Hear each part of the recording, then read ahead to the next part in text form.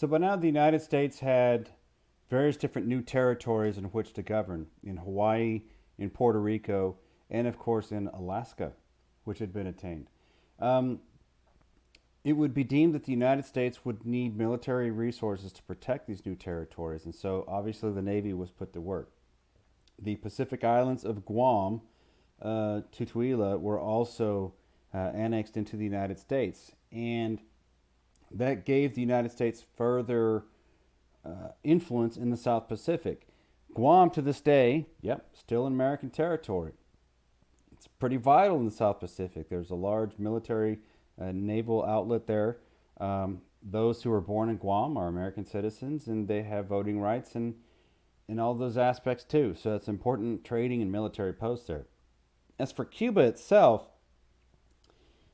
Cuba had set up its own government, but by this time in the early 1900s, much of Cuba's economy was very largely dependent upon American economic dominance and trade. So you had American sugar companies, American traders, American manufacturers that basically dominated the economic outlet rather. And many Cubans were frustrated with this. The United States, even though Cuba was not a United States territory, was heavily influenced by the US. And many in Cuba wanted to do away with this, and rightfully so in many different ways. But otherwise, though, a Platt Amendment was established by the United States, the Platt Amendment, that basically said to Cuba, we have the right to intervene should any European entity try and threaten you, or if your economy is soured. The United States also reserves the right to protect American interests in Cuba should things come to blows. Okay, so that was basically the Platt Amendment. Now let's go to the Philippines because that is where an underrated aspect of American history sometimes occurs. The Spanish American War lasted just a few months. The actual conflict against the Spaniards did. But the reality in the Philippines was that conflict or stayed in the Philippines until 1902.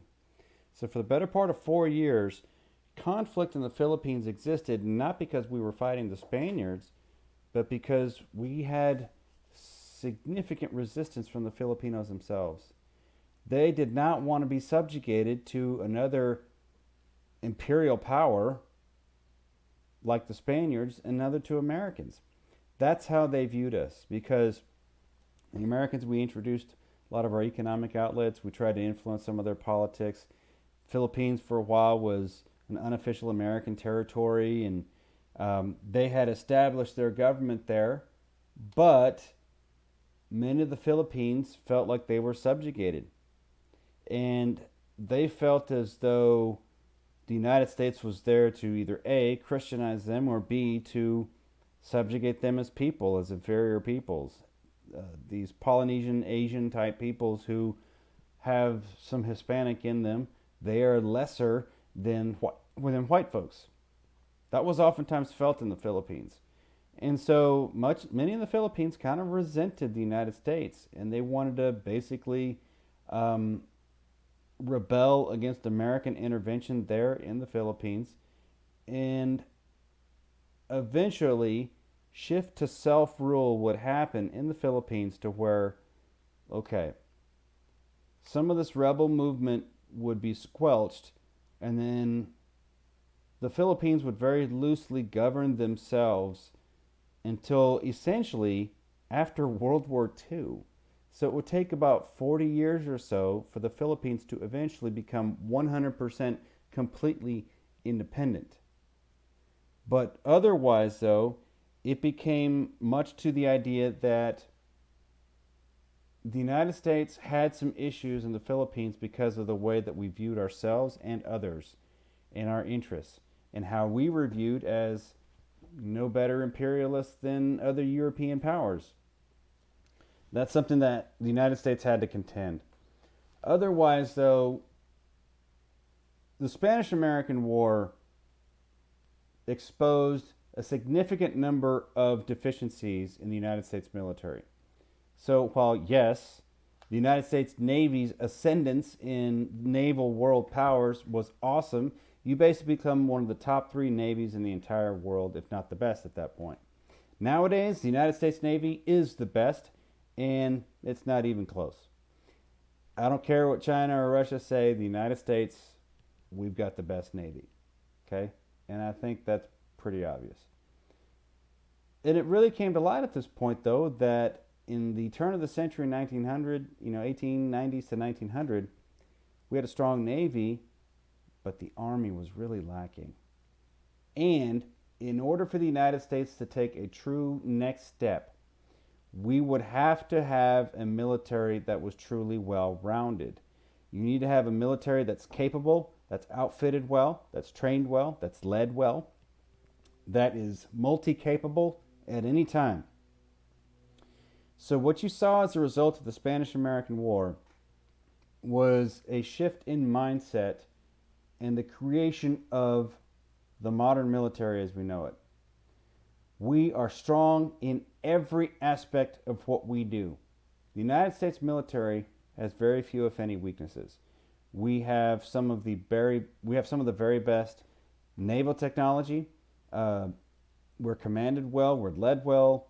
Our Marines are exceptionally capable and mobile, and on a moment's notice, they can secure a situation and pull back out and move on to the next.